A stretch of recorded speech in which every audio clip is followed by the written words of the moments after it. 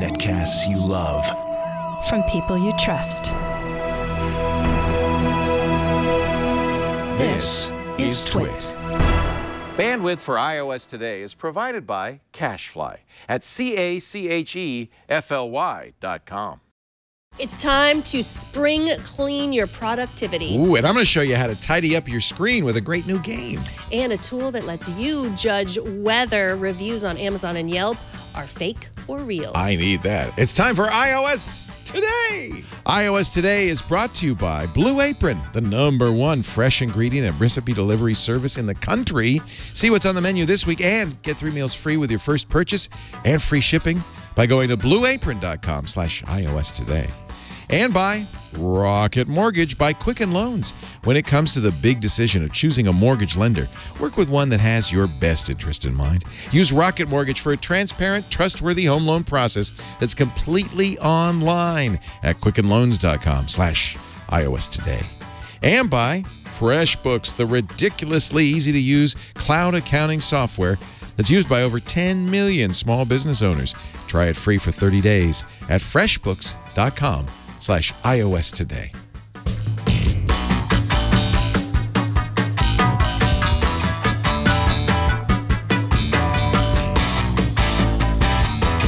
iOS Today, it's magically delicious. Here I am. Here you are. Once again, we have joined together. She is Megan Maroney. I am. He is Leo Laporte. I couldn't remember my name, but that was a clever way of getting you to say it. That's why I'm here. Yeah, thank you for helping out.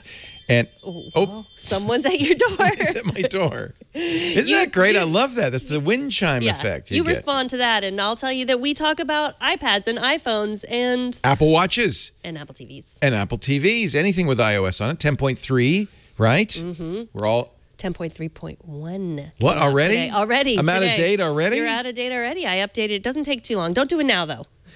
Not now. Not now. We're doing a show. She caught me just as my finger was hovering over the screen. It's just a few security updates. You'll do it right after the show.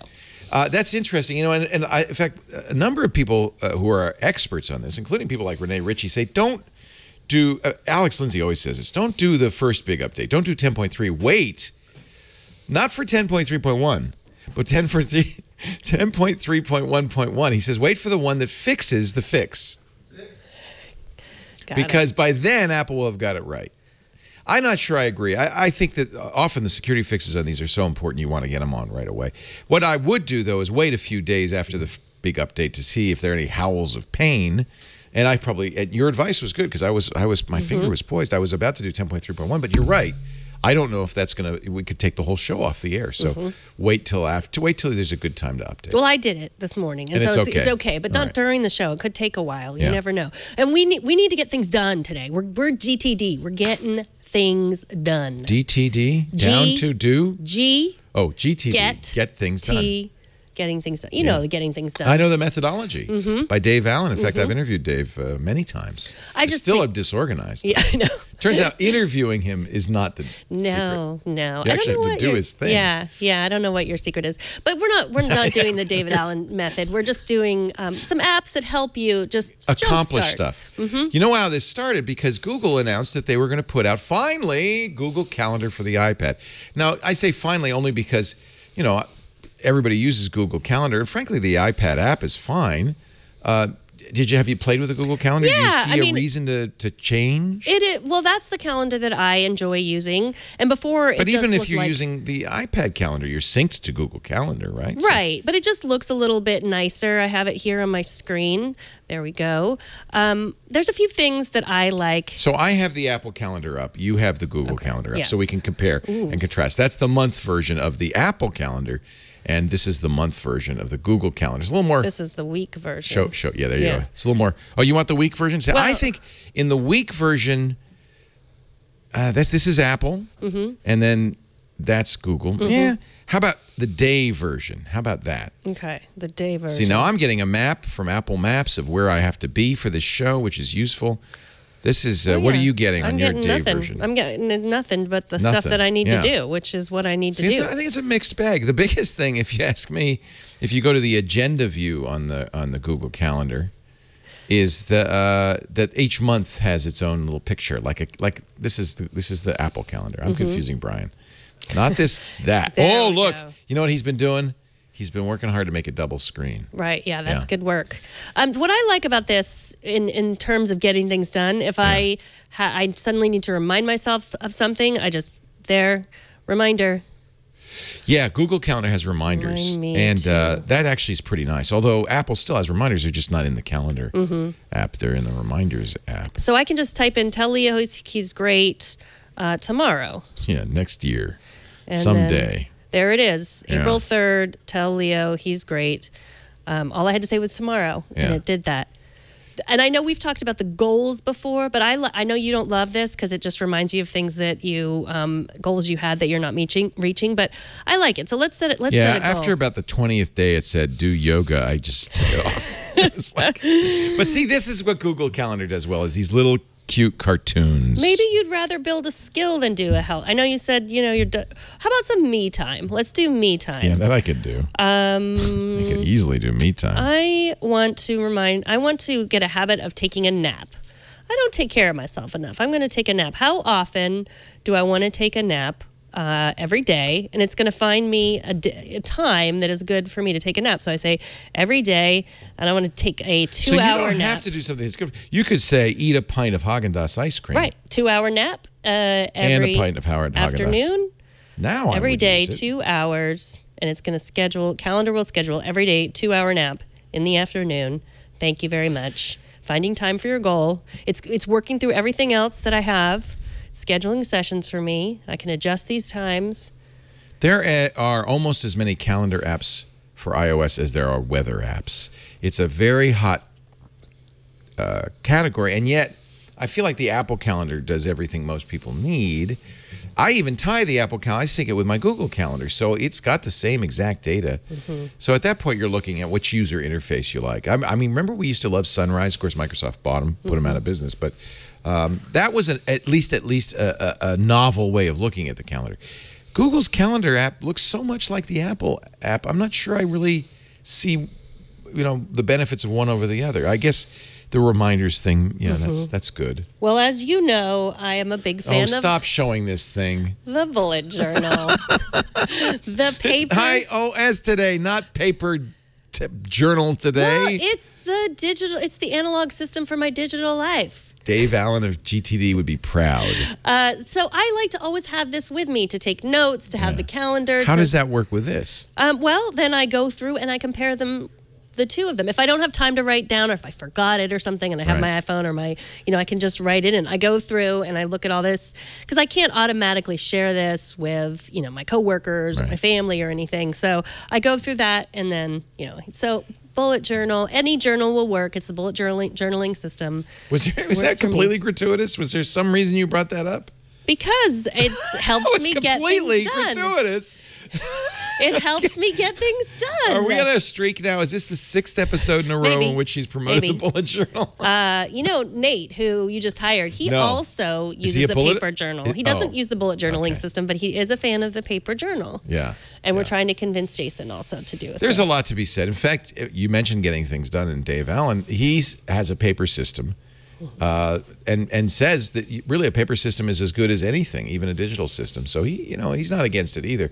I figure if I got the iPad, I should just put everything on the iPad. I spent a lot of money on that. Yeah. I should use the iPad. You can use them both. Use them in conjunction with one another. Reminders are very useful. Now, if you don't use the Google Calendar, you can use Google's Inbox email program that will also let you set reminders. And reminders that are set there appear in your calendar as well as in Inbox. So Google, I think, is starting to create a kind of coherent vision of to-dos and the to-do list functionality was very weak for Google for a while, but I think it's pretty good. So what else for organizational?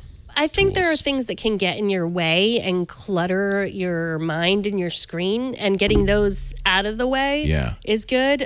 So one of the things that bothers me the most about iOS is the badge icons, and that's the little red circle on top of, and it says like 365. You haven't answered these emails. You haven't answered these emails. You get rid of those. Get rid of those. So you can take a look at my screen, and this is an app I'm going to show in a second called Hop, and it has 17 there. You can just get rid of that. You don't need to see that. That's just stress making. It It'll is. make you less productive. It so is. go to your notifications, I'm general, doing this right now. These badges drive me crazy and because then. I don't do anything. So here's all the badges I have. Oh, I have to and go wanna through turn- all of the apps You one do by have one. to. So just if you don't want any notifications at all, this is a good time to just clear away your notifications in general.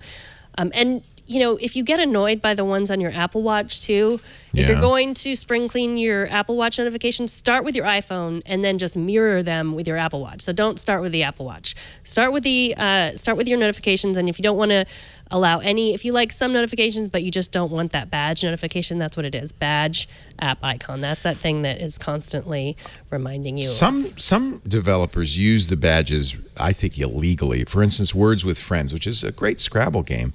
Even if you're all caught up in your games, still has a badge.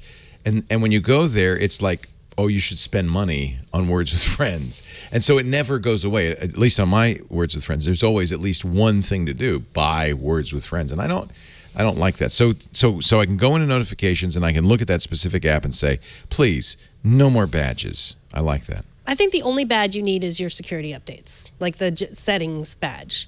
That one I would keep because that will always tell you if you have a security update. There's an update. Yeah, you're right. Yeah, and that doesn't happen too often. And then if you want to get rid of your notifications on your Apple Watch, Yes. you do that within the Apple Watch app. Okay. So that's this is my Apple I have Watch done app. that. I've tuned there's some notifications I really want, but you don't want too many because then you miss the important Like ones. I don't want one from. So this just mirror your iPhone alerts. So you can say that if you have them on that. Mail notifications, custom. I don't want to show any mail. I don't use the Apple Mail app. There's a lot of these I don't need to be reminded of. I found going through the Watch app and really paring down apps on my watch and notifications on my watch made it much more useful. Focus on what you really want your watch to do instead of trying to do everything. I think that's very good advice. All right, I have a clutter-free email app that's encrypted, that's new, that I think you might like. It's called Hop. Have you heard of Hop? I have heard of Hop. Hop. Do you like it? I love bunnies. You've heard of actual hopping. Yeah. Okay. No, I have heard of Hop, but I haven't used it. It's I would like to see more about it. I tried it about a year ago, and it is like texting, but with your email. It has that same format, and it's encrypted now. I was an early beta tester for them way You were? back when. Oh. Yeah, because the idea was sort of like it was messaging, right? I like that idea. And after the beta test, I didn't actually continue to use it. So I'm glad to hear that they're continuing on. Yeah, it's let me see if I can There are, you talk to 5 people, you'll find 5 different email programs that they'll swear by. That this program is the one that gives me inbox zero. This is the one that finally organizes my email. And email has just become such a problem. Yeah. I like this. I like Hop. I've been Yeah. using it for a little bit, and you can reply to messages from your Apple Watch, which is something I've been looking for a long time. I know. Oh, so you can in here, and is it canned messages or can you speak or type? You can Scribble. Scribble. You can now Scribble, or you can speak, or there's canned messages, or I emoji. wish it was Scribble, and it would let me just scribble, and it would send the scribble. Because then I could just send indecipherable scribble to people, and they'd think I'd answered them, but would not know what I'd answered. I think you can do that. Wouldn't that be great? Let's see. I know I have terrible handwriting, but It's not Scribble. Yeah, no, you can't do that. Well, let's see. Yeah, if I scribble, it'll just see. I'm sending this to Carly. It just says go. Go. oh, and she's getting it. Ooh. Well, is she getting it on her watch, or she's getting that? Well, she'll just get that in the email. This was an email she sent to me, Nice. a very important work email that I'm responding with Go star. So I don't know that you could do that, I guess, if you want to. I hate to confuse Carly, though. I love to confuse Carly. My I goal in life is to confuse Carly. I like Hop, too, because you can organize your emails by the person. Do you like to do that? Yeah. Rather than the time they come in, it's like, who's the most important people that you And talk to? and this is kind of a variation of that, but by thread. So if I've been having a conversation with somebody, it's really handy for me to be able to see it all in one place, so I remember what we said and back and forth. So that's kind of the same thing, right? That's what you're getting, is a threaded conversation. You can also see if someone's typing. With text messages, you can see so-and-so's replying, so you can wait a second and not walk Right. away and get the response. Right. You can do that with Hop, too. So. Yeah, because it's really using the messaging model for messaging. Wasn't like I said, I get too much email. This is going to be better for somebody who has a few main conversations and wants to kind of keep up on those. You've given up on email a little bit, haven't you? It's hard for me to do it, and I've looked at every app. A lot of people say that the best email app is Spark. Have you used Spark? By Readdle? Is that how you pronounce that? I don't know. It's either Readdle or Readdle. Probably Readdle. Yeah, it has smart inboxes. Similar idea where you can sort your email, but their whole, and it has a calendar in it as well. Their whole idea is let's get through the email and process it efficiently, right? And I kind of like that. Oh, I just got an email from you. Yeah, that was from Hop. From Hop. It says what it says. Hey. So personal messages come first, then notifications, then newsletters. That's my biggest problem is I get a lot of, they call it bacon, right? Stuff you signed up for. It's not spam, but it kind of fills your inbox. So here's what your email looks like. And, it came from Hop. I see just the hey. This Hop puts that in, by the way, contact using Hop. A little ad for Hop. I don't know. Can you turn that off? I could probably remove it in settings. Now, I don't know what good it is to like it, but I'm going to like your email. Now I've liked it, and I guess it's sending you a like, which is an interesting thought. I also could see that you saw it. Right. Leo Laporte liked your email. But, I think there are a lot of times that liking email is all you really want to do, right? So I don't think that that's such a bad thing. No, I like that. And they just hired an Apple engineer. Readdle did. Terry Blanchard. He was the engineering manager for Apple Mail. I guess let's pronounce it Readdle, not Readdle. I feel like it's Readdle, but I have no idea. Seattle? Readdle? It might be Readdle. I don't know. I never thought of it. I just pronounced it Readdle. But yeah, so they hired. I mean, I thought about that. They were really promoting that. And it's great to hire someone from Apple, but I'm not a fan of Apple Mail. Are you? It's like that's not something that I would. Well, it's funny that we're talking about all these alternatives to something that comes on your iPad, which is Apple Mail. I think Apple Mail is good. I think what it does, though, it's not fully complete, so it leaves a room for other people like Hop to kind of have a different way to look at email, or for Spark to have better processing, smart folders, things like that. And I have to say, it's personal. You should use the email program that works for you. This is tied into my Gmail account, but it's not using the Gmail filtering. It's doing its own thing. So it basically takes the whole inbox and puts it in there. I do like the fact that I can, this is something that happens to me a lot. A lot of my emails are, meet me tomorrow at 12 for lunch, that kind of thing. I like the fact that it can go right into my calendar. The calendar is part of Spark. That's something Microsoft's Outlook does as well. Outlook is, I think for a lot of people, Outlook's a very good choice as well. I don't think we ever talk about the Microsoft apps on iPad, but now that they bought Sunrise, and then they bought an email app. Sunrise. Wunderlist is the to-do list. Sunrise is the calendar. I feel like they also bought a very good, what was the email app they bought? Then that's what they made into Outlook.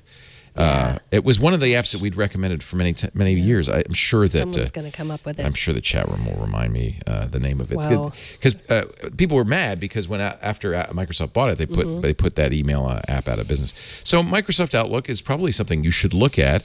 I'm not a big Outlook fan on the desktop, but understand this is not the same thing. This is it's kind of more Mac-ish or iOS-ish. iOS-ish? iOS-ish. I used that a lot. I used the iOS. I used the Outlook iOS app for a long time because I did like how it worked with the calendar, but then Google's Inbox was just better for me. But Readdle Calendar works with Spark Email, and I've used that too, and that's pretty nice. I think I have that up on my screen right now. Do you? So it's interesting. So you did use Google's Inbox for a while. Do you like Inbox still? I love Inbox. That's the one you use. That's what I use. And really, that's the one that follows the Gmail folder organization and all of that. It integrates the best with Gmail. So that's a good choice if you're a Gmail user. And I think I'm wondering. I bet most of our audience now probably uses the Google services, Calendar, Contacts, Gmail, to sync. It's the easiest way, in my opinion, to sync with iOS. If you're not, of course, then you're using Apple's iCloud, and maybe some of you use Microsoft. Anyway, this is Outlook has the focused inbox, which is something that Inbox from Google also does, the priority mail. Accompli. Accompli, that's it. That was And so iPad. if you used, thank you, who was it? iPad 97 Thank 160. you, 97, Accompli. And so if you were an Accompli user, you'll recognize this immediately and say, oh yeah. So if you miss Accompli, I think Outlook is a really good choice. Not a big fan of Outlook on any other platform, but I think on iOS it's pretty good. You know, I just bought the new Samsung Galaxy S8, and they're doing something interesting with the Dex dock. I also ordered one of those because you dock your phone, put it on a big screen, monitor, keyboard, and mouse, and now it's your computer. And Microsoft has taken all of their apps for Android and made them ready for that platform. So I think Microsoft's very aware of the fact that many of its users will at some point stop using desktop applications and start using tablets or phones. And so they've been very aggressive. And I think that the apps, frankly, for iOS are the best Microsoft apps on any platform. A lot of Windows fans kind of give Microsoft, you know, I can't think of a good word, crap for that. That's a good word. I just didn't want to say it. Well, you know, if you use it sparingly, then it works. I'll use it sparingly. Then it retains its shock effect. Yeah, exactly. Yeah. They give them a hard time. Yeah. Well, you know, there was some news today that Android, for the first time in March 2017, surpassed Windows. It's the number one operating system in the world of all. But that doesn't mean it's the best. I would emphasize those of us who use iOS probably say, well, sure, you can be number one. We're going to be the best.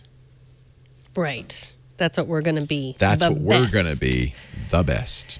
And you know, well, what else do you do for productivity besides your bullet journal? Besides my journal, well, I used to use Wunderlist, which got bought by Microsoft. Do we have as a good to-do list program now? But with Wunderlist, well, a replacement for Wunderlist. I don't. They still have. But you got to wonder. They killed Sunrise. They killed Accompli. You got to wonder how long. They've even renamed Wunderlist, right? They have a new name for it. They do? Yeah. Yeah. I just heard them mention it recently as Wunderlist because they were talking. You know, the Android phone that downloads all the Microsoft apps. The Windows branded Samsung Galaxy S8, and they said that it automatically downloads all the Microsoft apps, including LinkedIn. That's right. And Wunderlist. Yeah. Okay. I thought for sure that Microsoft has announced they renamed it Wunderlist, not Wunderlist. Well, it's from the Wunderkinds in Berlin. But not so anymore. it is Wunderlist. Now it's from Seattle or Seattle. Seattle, as we call it. I was sure now. I was sure they'd renamed that. But I guess maybe you know a secret that the rest of us don't know. Well, because Microsoft has it's If This Then That app, which is called Flow, and I think Flow and Wunderlist are designed to go together. So I don't know yet. Maybe what's up?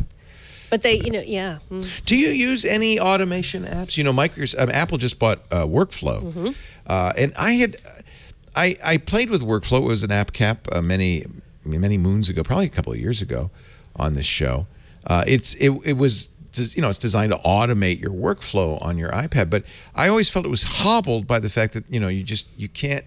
There's not that much inter-application communication on the iPad. You have to use share sheets and things to kind of cobble it together. So I was just wondering if anybody continues to use it, and if it's a big deal that Apple bought it. The fact that Apple bought it to me means suddenly it will have access to all the stuff that a third-party app can't do on iOS. So I'm hoping that Apple takes Workflow and makes it like AppleScript or Automator, but for iOS, a true automation system, and that would be big because then you could have workflows. And here's why I think they're going to do this.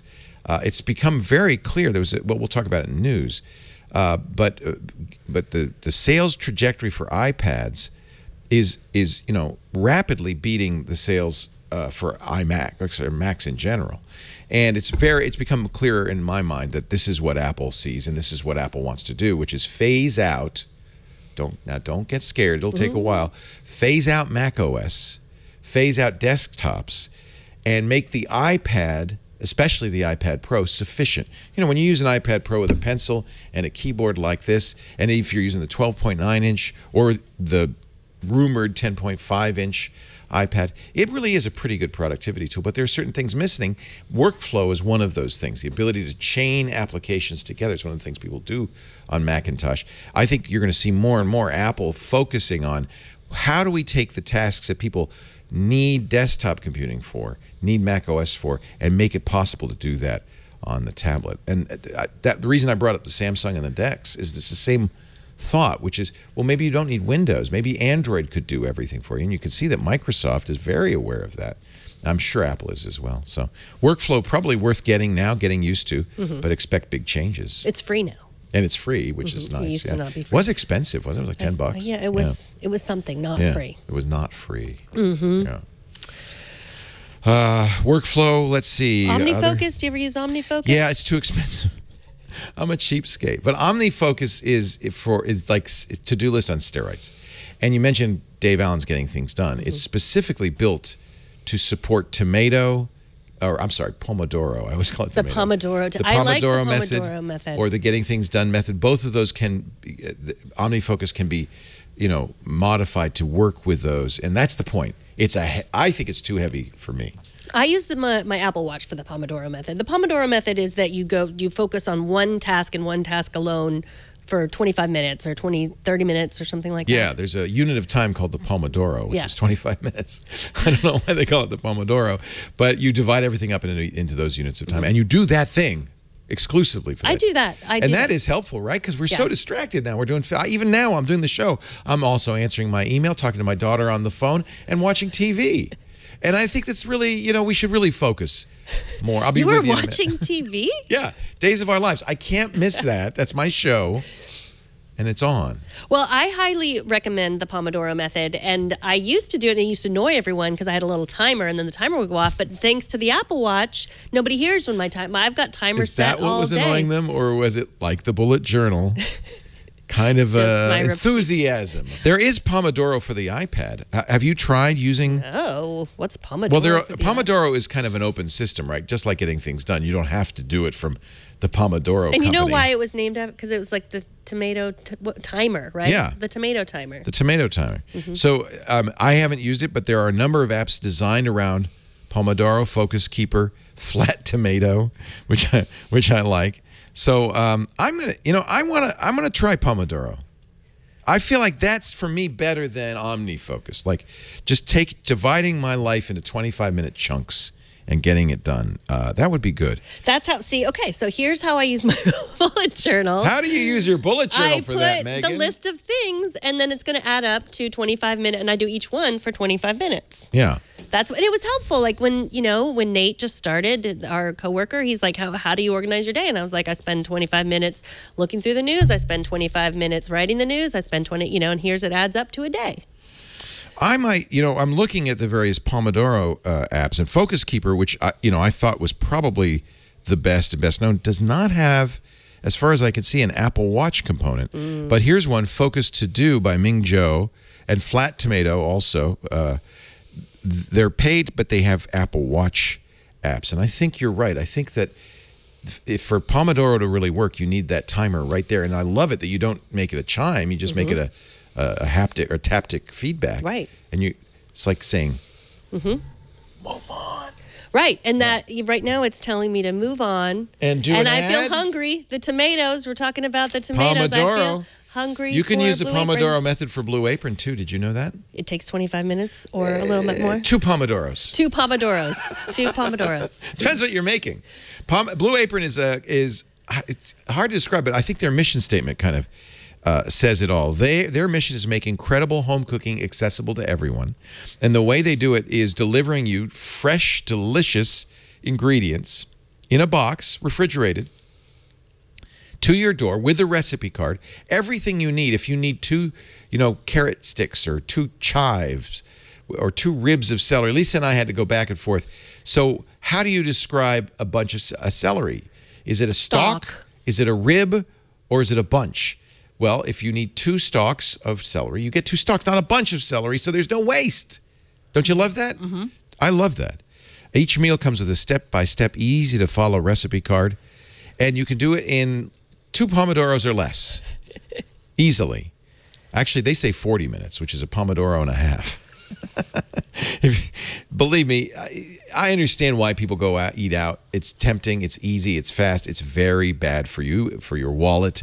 You can cook better meals that are fresher and more flavorful and lower calorie and better healthy meals, and get your family excited about cooking. You know, kids copy their parents. If they see you going to Burger King every night, that's what they're going to do when they grow up. You don't want them to do that. Show them that it's fun, easy to cook. Get them involved. Blue Apron families cook together about 3 times more often, and I love that. And you're going to save money, too. This is the other thing that concerned me initially. I thought, oh, it's going to be more expensive. It's less expensive than shopping in the grocery store. The grocery store is about 60 to 70% more expensive because they have overhead. Blue Apron does not, but they pick all the ingredients you would pick from local farms and fisheries and ranchers. It's always fresh, including the meat and the fish. They have vegetarian meals, too. In fact, you never get a box you didn't ask for. It's not a subscription. You go online, you go through the menus, you pick the meals you want, no weekly commitment, completely customized, and then they come, and then you cook, and it's the best day of the week when I get home and my Blue Apron box is on the porch because I know we're going to have an amazing meal. How about spinach and fresh mozzarella pizza with olives, bell peppers, and ricotta salata? How about sweet and sour salmon with bok choy, carrot, and ginger fried rice? Oh, how about this? Parmesan crusted chicken with creamy fettuccine and roasted broccoli. Oh, I love it. Baby broccoli and fontina paninis with hard-boiled egg and arugula salad.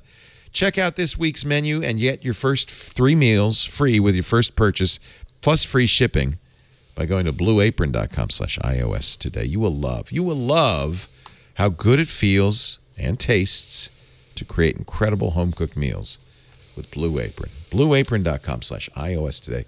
And we thank them not only for supporting the show, but for feeding me and my family. I love it when we get home and there's a Blue Apron box. You know what we do is we got a box for Lisa's parents. They're older. They're in their 70s.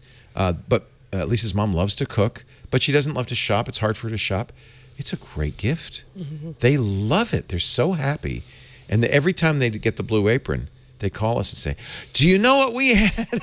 We had paninis. It's so great. It's so much fun. blueapron.com/iOS today. All right. I'm downloading my Pomodoro. You convinced me. I have yet to find a method that will really, I am so disorganized. It's focus that you need. I need focus. Mm-hmm. So I'm going to do that. You're going to do it. Big news, information technology. That was the company that was providing GPUs. That's not too generic of a name. I know. Information technology. We call them IT for short. Imagination technology. Sorry. Oh, that's better. Imagination. They were providing the GPU for Apple, and now Apple says they're not. This is a big story. Yeah. And an interesting story. And so I'm going to defer to the chip heads at Anand Tech because they wrote a good article about this. So Imagination, since the iPhone was introduced, Imagination has made the graphics processing unit.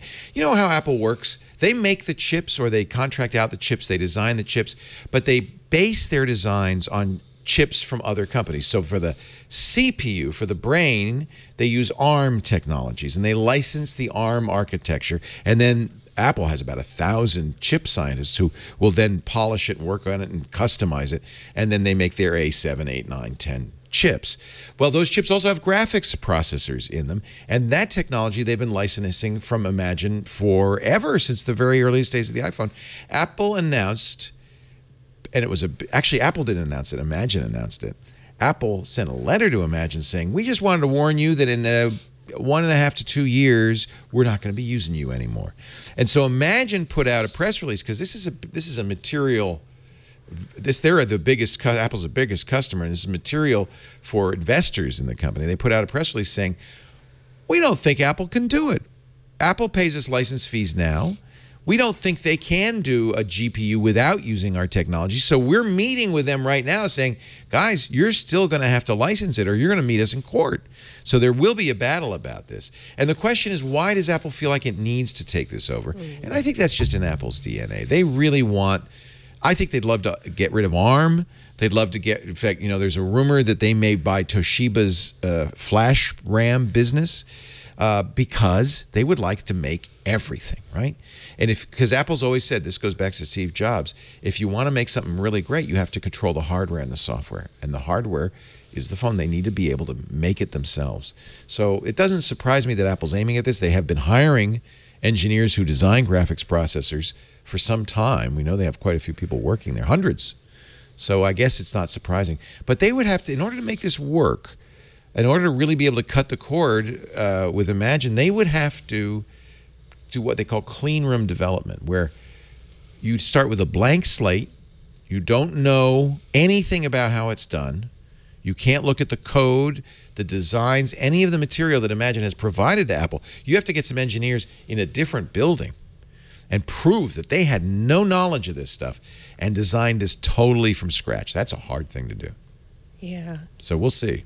Yeah, it does seem hard, difficult for them to get around using Imagination's IP. I don't know.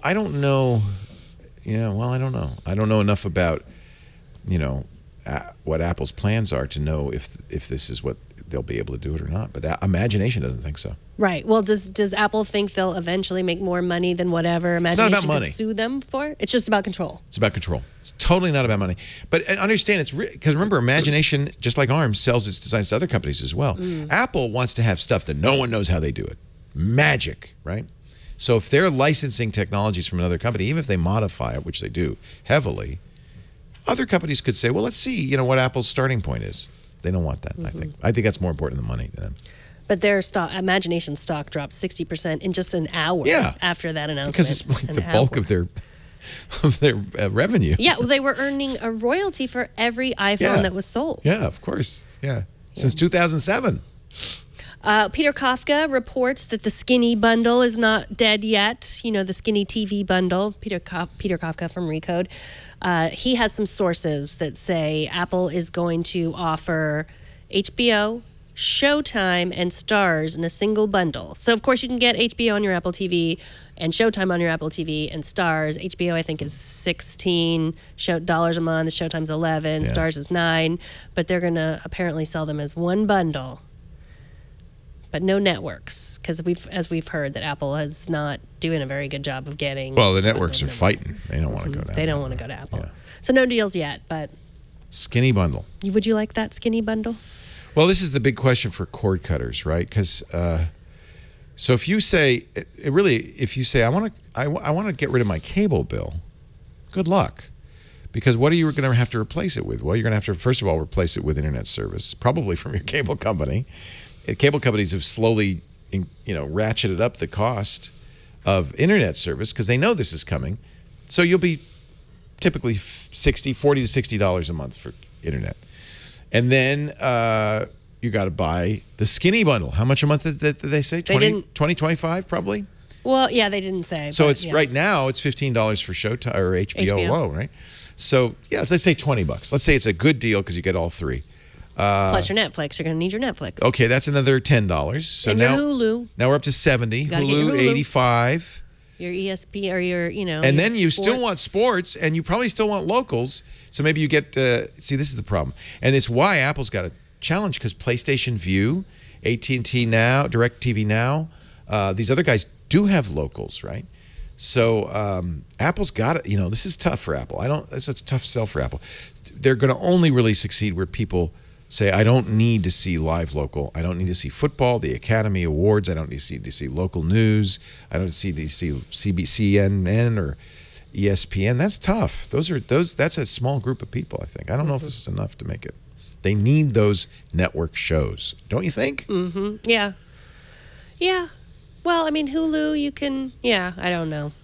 I feel like I can't compare, and I think part of the problem is that we all watch different stuff. Do you watch live TV? Do you get cable? No, I don't get cable. But I just signed up for Sonics, which is a sponsor of ours, but not a sponsor of my home internet. But she's not getting it free. Folks, not getting it free.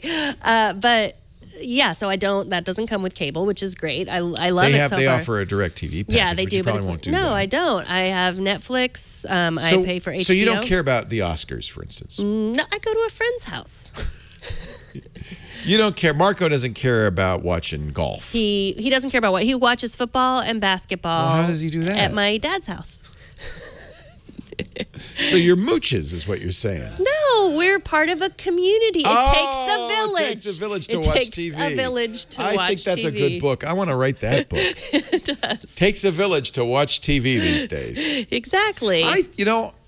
Darn it, that's a great idea. We can't get together over anything else. Maybe we get together to watch, Bones. Mm-hmm. I think that's a great idea. Yeah. That's community. Right. Or get together to watch us. Right? I'm sure there are like iOS Today watching parties going on everywhere. You talking about that show All About Us? No. Us? Us. Nobody wants to watch us. It's The Story of Us. Also a good show. The Story of Us. Is that a good show? Yeah. It looks like just people having babies. That's not my story. There are some babies. There are people who don't have babies. Oh, there's some non-babies? Yes, Okay. there are. Yes, Okay, yeah. good. Okay, so you brought up some news earlier that I might have missed, some iPad news. What iPad, something about iPads being, you said we'll talk about it later in the news. It wasn't that long ago. Was it about iPad sales not really going down? Yeah, there was a good article by, I can never remember his name. It's a great blog that he writes a lot of analysis of Apple stuff. It's Above Avalon, it's called. But what's the name of the? I want to say Cade Metz. No, that's not it. Anyway, go look up About Avalon. So he's taken a look and broken down Apple's iPad sales, and one of the things he noted is that iPad sales, if you took out the small iPad, the iPad Mini, iPad sales are actually much better than you would think. The Mini has been dragging iPad sales down. And that kind of answers a question that we've had, which is why are iPad sales tailing off? And what the answer then was one of the hypotheses. There are many hypotheses. One of them was, in fact, it's one I've floated a few times, is, well, people are satisfied with the larger iPhones. They don't need a tablet anymore. They don't need an in-between product. And that's true, at least for the iPad Mini. If you have an iPhone, you don't need an iPad Mini. You might want a larger iPad. And those are, in fact, still selling very well. So he then takes the next leap of logic by looking at graphs, and this blog post has these graphs comparing. There you go. So that's the iPad unit sales if you include the Mini. That's everything, and you see it's a mountain, and the mountain, we're on the downhill slope. However, there's iPhone, iPad, and Mac unit sales. The Mac is flat, flat, flat. The red, of course, is iPhone, and the blue is iPad. But his point is, if you could give people the capabilities that they buy Macs for in an iPad, and this is the product line, he shows how it's simplified after the announcements Apple made last month to just 4 different SKUs, although I suspect we're going to see new SKUs. But eliminating the iPad Air 2, he said, made a lot of sense.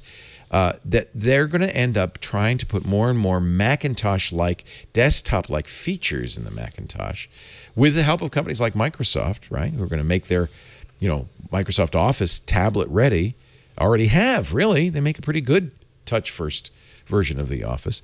That eventually they'll phase out the Mac, and that the iPad will be the desktop operating system. He has lots of data points to kind of support that. For instance, the fact that most executives at Apple no longer carry laptops. They all carry iPads and use iPads. He points out that development of the Macintosh and releases of Macintosh hardware, we've been saying this for a while, but seem to have slowed dramatically. All of the advertising, the marketing Apple's done, and they've really stepped up marketing. The latest campaign is all the things you do with a computer, you could do with an iPad, right? That's the message, isn't it? The tweet campaign. So I think is his name on that blog post? Neil Seibert. Neil Seibert. Sorry about that, Neil. A great post at Above Avalon. And I think the new information is if you take out the iPad Mini sales, the iPad sales look still pretty strong. And I think it does support, it bolsters his argument that really the Mac, it's maybe going to be a few years, but the Mac is at the end of the line. Something that breaks my heart, and I know a lot of our viewers' hearts, but that Apple's going to do it. And this is something Ben Thompson said at Stratechery and others. Apple can't do it until they get the capabilities up on the iPad Pro, particularly to the point where you can use that for real work. And Neil thinks that we're getting close to that. Here's my data point of one. Annabella's going to the school that your children went to next year, and now they have to buy a laptop. Like that. They have what they call a one-to-one program, right, but where now every kid has his own laptop. Right, but they have now. It's part. It's not. They don't get them for them, that you buy them yourself. Well, that's and fair. I was kind of thinking, like, what should I get Oh, her? do you get to choose? Yeah, you get to choose now. It's new. Yeah, so the school's gone back and forth. They used to use only Macs. They were famous for that. And then Apple really eliminated the low-price MacBook.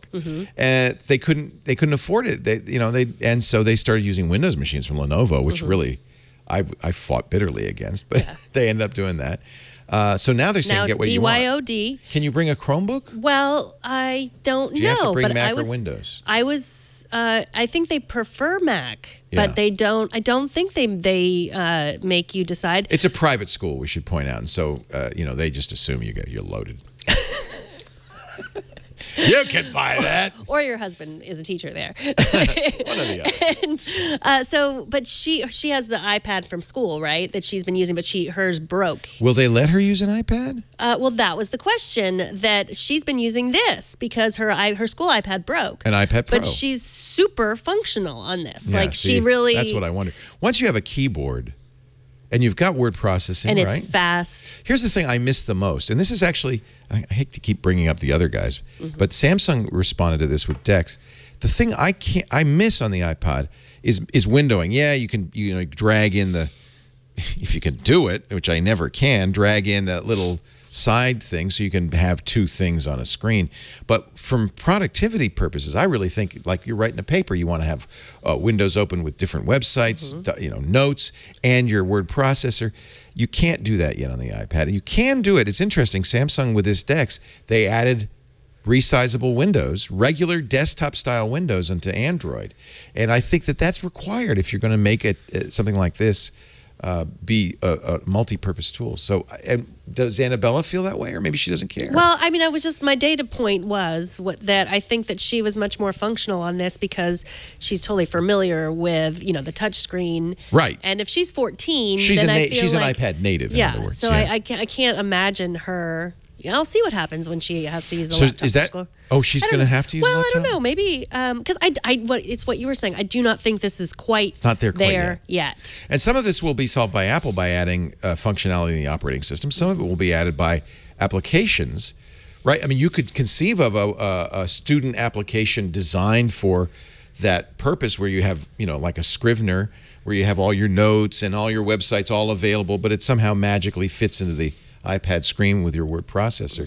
It could be solved that way, not just by the operating system. So, I'm sure Apple's pushing hard for third parties to come up with, including Microsoft, to come up with more desk-like applications. Anyway, I think that's going to be a big shift, and we're going to see that in the next couple of years. And so people who've been saying, oh, gee, iPad sales are terrible, they're not actually terrible if you take the mini out. They're actually pretty good. And a lot of people are buying the new iPad Pros. That's a very popular product. Apple knows these numbers, and I think Apple's saying, "Yep, we're on that transition. We're in that stage where we're gonna flip a switch, and this is going to be the new productivity tool." All right. Well, I have something that I bought that I recommend that you not buy. These silicone tips. Okay, so you know that I've got my AirPods and I'm trying to use them all the time. By the way, I still get people calling saying, "Where do you get these? I cannot get them. They're in very short supply." The AirPods. Yeah, I mean, it took. What's the problem? I don't know. That's a good question. It took me about 6 weeks, maybe, between when I ordered them. And if you can't still to this day can't go in an Apple store and be sure there'll be some there. It's weird. I love them. Like, I love how they pair. I do too. I love how you take one out and then I use them all the time. Right. For phone calls, it is my new preferred way to make phone calls. But you were having trouble with phone calls, but it's what a number of people said. So what occasionally would happen is there'd be dropout, and I'm not sure that was the AirPods' fault or not. Because it could have been the phone was dropping the call, right? There was something going on, and because I'm using Wi-Fi calling at home, it could be even a third thing going on. It could be the Wi-Fi, could be the phone, could be the AirPods. So I don't want to blame the AirPods for that. And then the other thing I complained about is occasionally the sound would be, the bit rate would be wrong. So it was a weird sound. A number of people said that's happened to me too. It's easy to fix. Turn it off, go back to the phone and then go back to the AirPods and it'll resync. It's just, it got the wrong bit rate. And that seems to have fixed it. The thing I like about it is I can wear those. They're very comfortable. There's no wires. And people say that I sound like I'm on the phone. And that's what I'm looking for in a Bluetooth headset, right? That it's not like I'm sounding like I'm in a wind tunnel. So they work quite well, don't they? I really like them. They get rid of so many of the pain points with No my wires. with my other Bluetooth headphones, they would stay connected. And so then, your headphones are in your purse and you answer the phone and you're like, hello, hello, hello. Yeah, these are so easy to pair. Yeah, and then once unpair. when you shut, you don't have to unpair them. You just shut close them it. away, and Yeah. then Yeah. okay. So I wanted to use them when I was running, and they kept falling out. And we on Mac Break Weekly, we were talking about the Find My AirPods, which we talked about last week. Right. And a viewer wrote in and said you can get these little silicone tips to put on so that they stay They make in. them grippy. Yes, and he pointed out it was like he sent me a link from eBay Australia, so I didn't use that. I just went on Amazon and I bought these $7.99 tips. That made them fall out even faster, and you put them. They're called Like- Yun Yi Yi. I know. Later on, I'm going to show you. They got slipperier? They didn't get They grippier? got slippier, and then they no longer fit inside once you have the silicone tip on here. They're hard to put on. So if anyone has any silicone tips that they really love that you can buy somewhere besides Amazon, eBay Australia, but don't get the Yun Yi whatever because they're hard to put on. You can't hear. Well, and they don't fit you would in. leave them on. I mean, you only have to put them on once, right? You would leave them on, but then they don't fit in here. So you could never charge. So you can't leave them on. Screw They don't- that. Yeah. That's the best part of this is Yeah. putting them back in the box. Yeah, they don't fit. Oh, So no. the ones that were recommended to me had a little like wing that fit inside your ear because I think that's what I need. what you need. Yeah. Is some support, or pierce your ears and put the stem through the hole. Yes. Then they will never fall out, and they make a lovely earring. Excellent idea. I'm not going to ever do that. I should do that. You should do that. I'll be the first to have AirPod gauges. It'll be really. I'm going to start a trend. Start a trend. Yeah. You know what else you should start a trend? Getting your mortgage online. Start that trend. I'm not going to ask you how you got your mortgage because I'm not allowed to. You're not allowed. We're not allowed to, but I could tell you where I'm going to get my next mortgage. It's going to be Rocket Mortgage because I do not like to go to the bank. I do not like going through papers to find the check statements or my pay stubs. I'm of the online generation. Well, not really, but I pretend to be. And frankly, now I don't want to do it. I like to do everything online. So Quicken Loans, which is the best mortgage lender in the country, I mean, that's not arguable. That's fact. Just look at those J.D. Power Awards. It's fact. They have created a product just for the geek in all of us, a completely online mortgage approval process. Wait, you say, that can't be. Yes, it can. You can submit pay stubs and some bank statements with a touch of a finger. You can do it on your phone and your tablet. You can do it at an open house. You can do it on your couch. You could do it in the bathtub. You could apply for, and it's fast, so you won't get all pruny because it takes just minutes. Plus, because it's all computerized, it's flexible. It's this friction-free thing we keep talking about with the internet. You can choose the rate you want, choose the term you want. You're going to get a loan that's customized for your financial situation, and you're going to get it so fast, the water won't even get cold in the tub. You will love this. Next time you're ready to buy or refi, by the way, now would be a good time to refi because interest rates are going up. QuickenLoans.com/iOS today. That's the place to go. Quicken Loans, it's for Rocket Mortgage. Fast, powerful, completely online. I think it was Brad Sams did this. And he said the other good thing that was cool is, at some point you have to physically sign papers. We haven't gotten to that point yet. That's the future. But the way they do it is awesome. They send a notary with all the paperwork to your house. So you could stay in the bathtub and just sign all the paperwork and you're done. Put on a robe. Rocket Mortgage. In the bathtub? Put on a robe in the bathtub? You don't a do that? bathing suit. A bathing suit. Wear your Speedo. QuickenLoans.com/iOS today. There's an image. QuickenLoans.com/iOS today for a transparent, trustworthy home loan process. Oh, I have to say this. Equal housing lender licensed in all 50 states and MLSConsumerAccess.org number 3030. That's Rocket. I even have that memorized now. Rocket Mortgage at QuickenLoans.com/iOS today. And we thank them for their support of iOS today. Look at this. There's something new behind me. Oh, This what is like that? a halo sculpture. Oh. Whose is that? Is that yours, Brian? No, not mine. Who brought that in? Oh, I Anthony? bet Patrick Delahanty. Maybe, yeah. Yeah. Ooh, that's scary. It is. They're just aiming towards your head. Yeah. Why'd they put that behind me? We got a video from Jim. Do you have that video, Exciting.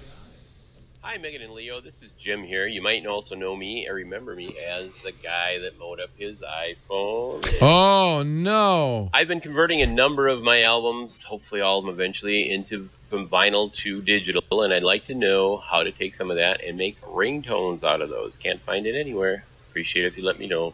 Thanks. Thank you, Jim. And I love the Grundig radio ad behind him. That was really cool. That's why we like video. Yes. We like to spy on your house. We do.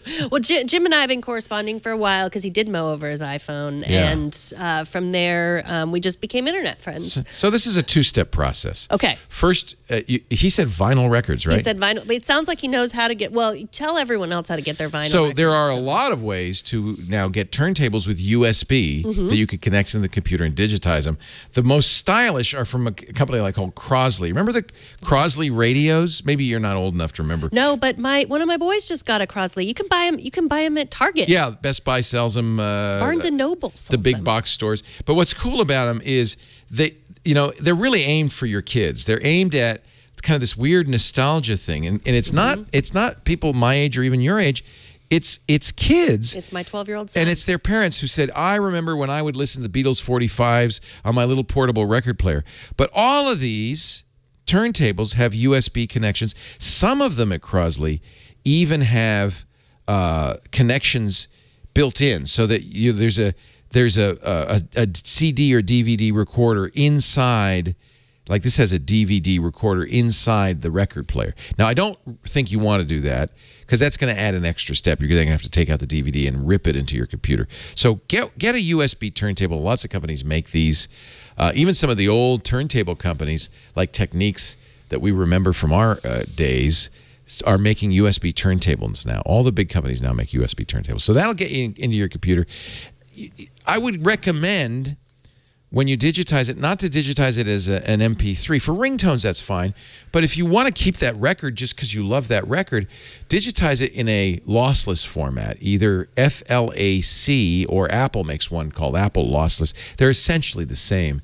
They're uncompressed, so you get all the data. There's no extra compression. For a ringtone, MP3 is just fine. And then, believe it or not, you can make ringtones in iTunes. They hide it. They don't make it obvious. It's a weird process because you have to digitize the file as an AAC file. Then you have to rename it. You know what the best thing to do is if you Google iTunes ringtones or make ringtones with iTunes, you could see this weird step-by-step process. Georgia wrote a good article. Does she use iTunes or a third party? Because there are also third-party apps. Yeah. This was old, so I'm well, that's the assuming it problem. still iTunes works. 12 looks different. But you get that's why I also don't want to give you step-by-steps because not everybody has the same version of iTunes. And I don't have iTunes in front of me to show you. But absolutely, iTunes will make ringtones. And once you do that and you name them with, what is it, M4R, I think it is, the file extension for ringtones, then iTunes will see those as ringtones and actually adds a ringtones category to iTunes. And when you sync your phone, when you connect your phone, it'll actually copy it over and they'll be available in the ringtones. So iTunes is ringtone savvy. I think the reason Apple doesn't make this easier and more obvious is they don't want to annoy the record industry. They're already not enemies, frenemies probably with the record industry. But the record industry still makes, to this day, billions of dollars every year selling ringtones. You already bought the song. You shouldn't have to buy a 30-second version of the song for a ringtone. So, but Apple doesn't want to undercut a very lucrative business, so they don't make a big deal about it. And also, your carriers sell ringtones. Everybody sells ringtones. It's a big. In fact, a lot of times the carriers charge you monthly for using a ringtone. Like, it's only 99 cents a month. What? You have the record, edit it, turn it into an M4R, and put it with iTunes, and you can do it all. It's very simple. There are also third-party applications that'll do it. There's Ringer, Ringtone Maker, and things like that in the App Store. Some people in the chat room are saying that the Crosley record players are not so great, which I read that in reviews. I didn't say they were. Did I say they were? No, you didn't. If you're making a ringtone, it's fine. And you're right. If you're making a FLAC, you want to keep that around for a long time. Get one of the higher quality ones. Like I'm pretty sure Technics is one of them that makes them. I was really pleased to see that turntables are back. Some of it is nostalgia, right? I think it is. yeah. Getting back to the simpler time. Audio Technica, Pioneer. A lot of these, there's actually a website all devoted to turntables, Turntable Lab. Yeah. Well, my Huck has gotten very, because it's cost $70. He saved his allowance. He's super excited. He's playing all my parents' old records. And it's nice. It's kind of fun. My kids got into it too. I think there's something that we lost when we went to digital music, and it's the physicality of the vinyl record, the liner notes, the album cover, the album art. All of that was kind of neat, and I'm glad to see the kids kind of still value that a little bit. They were amazed, like the concept of flipping it over and playing the other side. Wait, just like, what? You got to what? Yeah, I know. And that's a piece of plastic. What's really neat about records, I don't know if they get this or not, is that you're actually listening to the actual sound. It's not been digitized. The music moved a needle in a recording device, and now you're moving the needle reciprocally and playing it back. It's very physical. I kind of like that. I don't know if kids notice that, but. Well, we got another video from Kevin Berg, who's a friend of the show. He says he's been using the typing feedback option of iOS 10 and other text-to-speech features for quite some time. U-A-B-U. Yeah. He has cerebral palsy, and he came to visit the show, but you weren't here, sadly. You didn't get to meet him. And he just ran into an Easter egg, so let's watch that video. When using the word awkward in a sentence, the enhanced male and female Siri voices say the word normally. When using the word by itself, though, it's, well, awkward. Ah! That's hysterical! Awkward. They had the singing part. Yeah. Isn't that funny when you use it alone? That is really great. And by the way, you see what a great technology, that assistive technology that is. He could express himself to us very easily and fluidly using text-to-speech. That's awesome. That's great. Yeah. Love it. Kevin also just wrote me today. Say he had said he got this robot arm that will help him. He's been fundraising for it, and it'll help him like pick up his dog's leash and I'm so happy, pour Kevin. drinks and pull That's straws so to his neat. hand. And yeah, he's a big fan of the show. He answers a lot of my accessibility questions when I Yeah, we need accessibility experts because it's hard for us to know how stuff works, whether it works well. I could close my eyes and try to use a voice reader, but my discipline isn't good enough. Eventually, I'm going to blink. Peak. Yeah, your discipline isn't very good enough. No, you know that. All right, so Rick from North Carolina, he wrote to ask, I have often read about Twit talking about using a VPN while working. I used a VPN as mandated by my employer, but it was company sponsored or administrated. Now being retired, I'm trying to find a reputable VPN for iPhone and iPad, and now seek what you and Leo may recommend. With the advent that ISPs may sell your information to whomever, yes, they can, it is more important for good security for a good VPN. I used to use Opera, but it doesn't run under the current iOS. And by the way, really important, and Steve Gibson told us this, the Opera, I'm going to put this in air quotes, VPN isn't really a VPN. So it's not a VPN.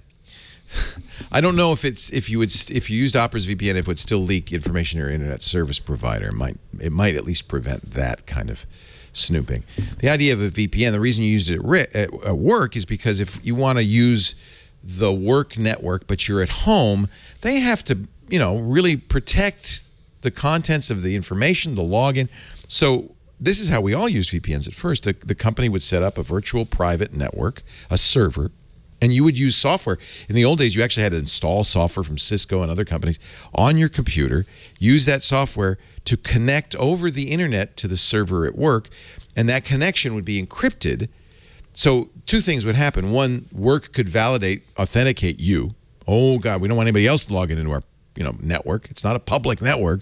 So they could authenticate, but then they could also make sure that any communications you were having with their server was private. Nobody else could see it, not your ISP and not anybody snooping along the way.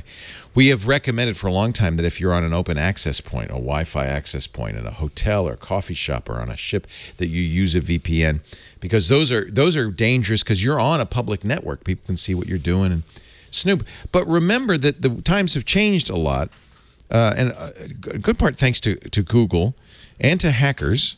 And so Facebook is encrypted now. You're, in effect, using a VPN with Facebook. Google searches are encrypted. Your ISP cannot see what you're searching for. They can only see that you've gone to Google. They can see sites that you visit. They can see every site that you visit. But in many cases now, even if you go to twit.tv, our site, they can't see what you're doing on that site. That is encrypted. So your email, if you're using Gmail or Yahoo Mail or Outlook Mail or most of the other mail providers, is encrypted. Not just the password, but the mail itself. So the ISP has kind of a limited window into what you're doing. And the problem with using a VPN, I'm going to tell you how to do it, by the way, but the problem with using a VPN, the negative is it slows you down, it's more complex, and it may block you from using some services. Netflix, for instance, will not let you use a VPN and watch movies. You have to be direct connected to Netflix.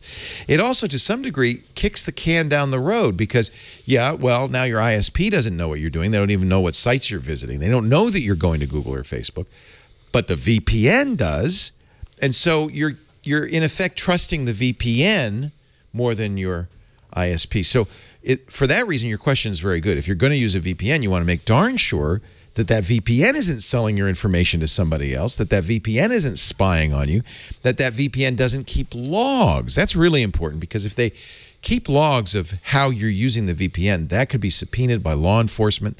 That becomes, not a public record, but an available record. So what you want is a VPN that protects your privacy, does not keep logs. Some VPNs, like our former sponsor ProXPN, will keep logs for a short period of time, like a day or an hour, just for troubleshooting, and then delete them. My favorite would be no, don't keep any logs at all. No, you have no idea who's visiting you, so you're going to look for that. We had Tunnel Bear as a sponsor. They're very good. I use a company called Hotspot VPN because I use their hardware firewall, which makes it much easier for me. I don't have to use any software at all on my computer. When I want to use it, I just plug it into the USB port. It's about a keychain dongle size. Plug it in the USB port. It joins the Wi-Fi. I tell it how. And then I use it. So it's giving me a VPN to a company I trust. And again, you got to trust them, Hotspot VPN. It's a company called Wi-Fi Consulting out of Washington, D.C. They're an arm of the, I think, of the NSA. So I can trust. No, I'm just kidding. I don't. They're not. I'm kidding. They've been around. They've been doing this for a long, long time, and I do trust them. That also has an additional anonymization feature called Tor. That some people want. So you can turn on VPN with that little device, and you can turn on Tor, the onion router, and get even more private. I don't think most people are going to want to or will end up for very long using VPNs in their home connections. Many banks won't let you log in. You can't use our chat room on a VPN. There's just so many things because VPNs are often used by bad guys to anonymize their traffic, right? So you're coming in on a VPN. I don't know who you are. I'm not going to. So, the truth is the way this should be fixed, there's two ways it should be fixed. One, write your Congress critter and the president and say, this is a bad bill. We want our privacy. How dare you take away our privacy? And, the argument sometimes they give is, well, Google and Facebook could do that. Well, that's fine. Don't lower the bar, raise the bar. Tell Google and Facebook to knock it off too. Don't lower the bar and let everybody do it. That's one. And the other one is to increase competition. If we had, and this is, of course, what the FCC says, if we had a choice of internet service provider, you choose Sonic. One of the great things about SonicNet, again, another sponsor, one of the great things about SonicNet is they pledge never to sell your information to marketers. They fight government subpoenas to the degree they can. Of course, government usually wins in cases like that. But they really want to protect your privacy. And if we all had a choice like that, or multiple choices like that, if there were a true free market, then I agree. We wouldn't need the regulation. Unfortunately, there isn't. Most people have very limited choices of ISPs. In most cases, they're the big companies who lobbied for this law, AT&T, Verizon, Comcast, Cox, Charter. These are the companies that paid hundreds of millions of dollars to your members of Congress that lobbied for this regulation to be thrown out because they want to sell your information. Vote. Choose a better ISP if you can, and write to your members of Congress and say it's not okay for you to favor these big companies over our interests. We're the voters. Well, what can happen now? Let me just push you back onto the soapbox. What can happen now? I mean, well, remember this regulation only took effect in October of last year. Right. and was phased in. So it's not like we're going back to the bad old days of 2016. It's not. Yeah. So I think people are kind of getting overexcited. But I have to point out that in every case, these companies have shown a complete lack of disregard for your privacy. Verizon remember the super cookie they put on all Verizon phones? If you're using a Verizon iPhone or Android phone for that matter, every time you visited anywhere on that phone, a unique identifier was sent to that company. They didn't say who it was, but if the company asked and paid Verizon, Verizon would sell them your information, saying, "Oh, 473-4115, that's Leo." So they did that. They got in trouble. They got fined by the FCC for $1.73 million and told never to do that again. They just got permission to do it again. And this is the problem, that it's more than just a rollback to 2016. It's a very clear signal to all of these companies, hey, come back in the water. The water's fine. Anything goes. A number of ISPs used software called NebuAd and Form. When we found this out, we made a big stink about it on this show. Security Now made a big stink about it. And they eventually said, oh, sorry, that was a mistake. Form was injecting ads into your internet traffic, into your search results, even into pages you were visiting. It was covering up the ad on the page you were visiting with an ad paid for and provided by Comcast or the companies that were using these technologies. Shameful. So this is now permission. Go ahead and do it again. It's okay. We've leveled the playing field. I don't think that's leveling the playing field. I think that's shameful. All right, you can get off your soapbox okay, now. thank you very much. And we'll climb back on there and talk about FreshBooks. All right. We don't, by the way, we know enough about our audience to know that you don't want us to sell information about you. So we don't collect any information. You go to our website. We use HTTPS on the website, so your internet service provider doesn't know anything about you. We don't collect information about you. We do some analytics on that page so we know about people visiting. But when people like FreshBooks buy an ad on the show, they're buying an ad on the show because they say, oh, this is a show for people who like iOS. We think that a lot of the people who watch this show would be interested in our product. That's all. So this is not targeted at you. However, if you are a freelance operator, if you bill, if you send out invoices, a small business, you ought to know about FreshBooks. And like almost all our sponsors, I used FreshBooks for years. FreshBooks saved my life because I had to send invoices when I used to go up to Canada to do call for help. I had to bill Rogers, not only for my time, but also for my travel expenses. And it was a big pain in the butt. Fire up Excel, figure out how to the Canadian currency conversion. All that. Amber told me about FreshBooks, a small company out of Toronto. They just started up in 2004, and it was a lifesaver. Well, FreshBooks now is everything you need if you're a small business. It's, of course, the best invoices. Invoices that work.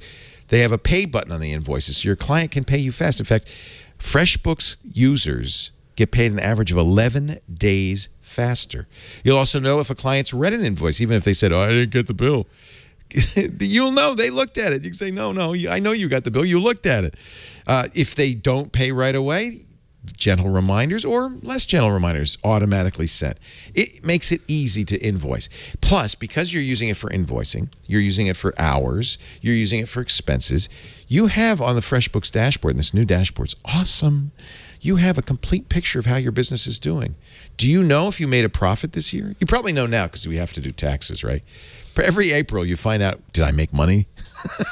Did I make money last year? Well, FreshBooks will let you know if you're making money every step of the way because it knows what your expenses are, what your accounts receivable are, what invoices have been paid, what invoices haven't. It's that kind of information that really makes you better at what you do. Focus on the thing you got into business for, not the invoicing, not the accounting. And when it does come time for taxes, your tax preparer, you, if you do your own, will love this profit and loss statements, the sales tax summaries, all the reports that accountants need to do their thing. Track expenses. You can add FreshBooks and integrate it with apps you're already using like Stripe for payments or Shopify or Gusto or Acuity scheduling. It really is great. Ensure a smooth tax season and save, get this, they've done the research, 192 hours a year just by using FreshBooks. It saved me a lot of time. Try it free for 30 days. Free, 30 days. Freshbooks.com/iOS today.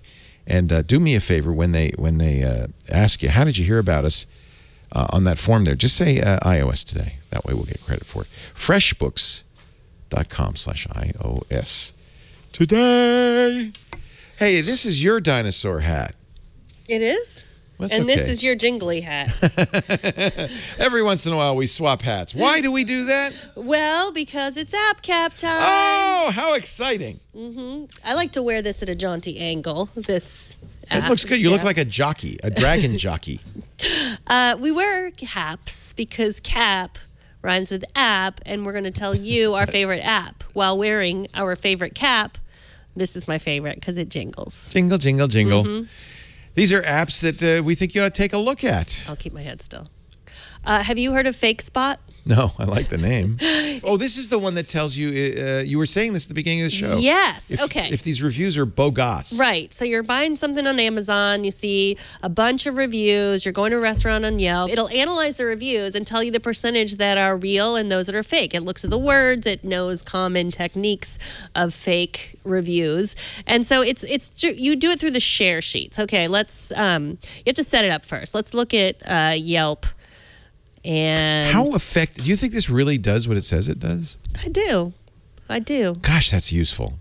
Well, I mean, you take that much of a sample and you put it together, and I think, AI is pretty smart. Yeah. So let's look at Cafe Giostra.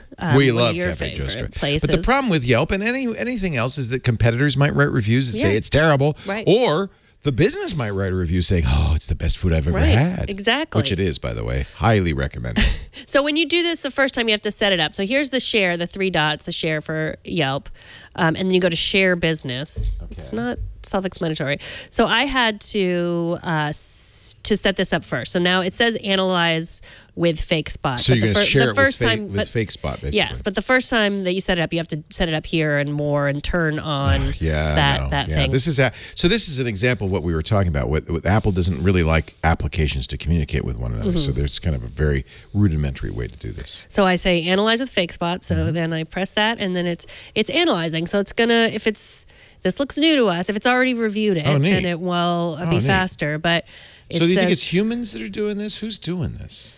Analyzing. I think it's artificial intelligence looking at all the words. So it's the analysis is underway. So they're looking at semantics. They look at the phrases that are commonly used in phony reviews, and they're looking for that kind of thing. Right. It takes a while, obviously. It does take a while. Maybe we should have looked at something that already had a review. Well, let's let that one go, and we'll look at Amazon. So you can do it through Amazon as well. Okay. What's something popular that people look at that. The Amazon Alexa or the Echo Dot. Echo Dot. Yeah, that'd be good. I think a lot of people buy that, right? Okay. And there's reviews on that page, yeah. I like Amazon reviews. I generally trust them. They have the verified reviewers, which, of course, you trust a little bit more. How do you where's the share sheet here? Where do I share You're on the web this? app, right? I'm on the app. You're in the app, huh? Maybe you have to do it on the website. Well, I think you could do it in the app. Maybe I could do it in the app. Let's see. We need this for fake news. We do. I wonder if they're considering a fake news version of this. The problem is that might even be harder to figure out if it's a fake news than if it's a fake review. Yeah. All right. There's no share. Okay, let's try the web. Try like fake jokes. Yeah, try some more jokes while we're doing this. No more jokes. I've learned my lesson. Okay. So F and Dunn says the standard rule on Yelp is if it's 5 stars, it was an employee or the owner of the company. If it's 1 star, it's a competitor. So only believe the ones in between. That's not true. I often give restaurants 5 stars because I'm a pushover. Okay, let's see. Okay, so I'm here, and there's a lot of people that I could airdrop to. Analyze with Fake Spot. That's a secure system. I love it when I check into a hotel and I can see 400 people's iTunes accounts. Okay, so this is a B. Rated. B. So 22,735 reviews, over 80% high-quality reviews. That's pretty good. You can trust the reviews of this product. But it doesn't. Does it tell you which ones it thinks are fake? I guess it doesn't. No, it says our engine has discovered that over 80% have high-quality reviews. Our engine has profiled the reviewer patterns and has determined there is minimal deception going on. Interesting tidbit, the most used word by reviewers is love. See, that actually is a very good and useful insight because that means people love their dot, right? And you can see a Look word at that. cloud. Oh, there's a word cloud. See, I really like that. Great Know is your number 2 reviews. after love. That I'm using this. This is great. Is it free? Yep, it's free. And it's a Chrome extension or a Safari extension. You can use it on your ThinkSpot. Android phone. Or It'd be a lot iOS. easier on a browser because, you could just easily send it off to the Let's browser. see if the Yelp finished up. Oh, fake spot grade for Cafe Joester. Hey. And 90% high quality Hey. reviews. And What's the word cloud? I got to see what the word cloud is. Probably ravioli. Oh, they didn't have one. Not enough reviews, probably. Yeah, I guess. Neat. But here's an inauthentic reviewer. So Oh, what does it say? I guess it's reviewing a different restaurant. That Blue would be- Saigon Fusion that Grill. would- That would be confusing. So language utilizes many superlatives or is suspiciously positive. Yeah. Correlation with other fake reviews. A lot of profiling. people. I mean, I do this intuitively. I know which reviews to ignore. But But it's yeah, a good it's idea. good. I like this. I love Fake the Spot. Fake Spot. And there's an extension for Safari and Chrome. As usual, I came unprepared, teacher. My dog ate my homework. But I did find a great game, and I can safely say I know this game is good because I played the original. This is the successor to a very fun puzzle game called Kami, K-A-M-I. This is Kami 2, just came out this week, and I'm already a little into it. It's a sideways game, one of those games you have to use in portrait mode, which means it'd be very well suited to the iPhone, although this is an iPad version, not a blown-up iPhone version. And the goal here is to get this a solid color with only 3 moves. And I'm told that I'm still on the easy part. I could choose any one of these colors and make it my dropper. This is kind of like the fill bucket, right? So if I chose red, which I shouldn't probably. What color should I choose? Huh? Yellow? Maybe make everything blue.